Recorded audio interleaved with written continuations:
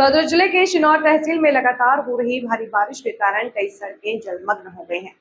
मालपुर से छांटभोई गांव को जोड़ने वाला मुख्य मार्ग बारिश से पानी से भर जाने के कारण बंद हो गया है।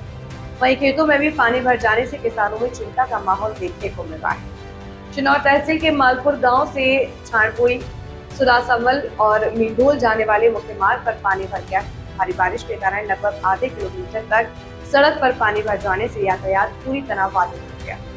छांटभोई गांव की ओर जाने वाले मुख्य मार्ग पर घुटनों तक पानी बह रहा है, जिससे वाहन चालकों को भारी परेशानी का सामना करना पड़ रहा है। मालपुर गांव के प्रवेश मार्ग पर भी पानी भर जाने से गांव का संपर्क प्रभावित हुआ है।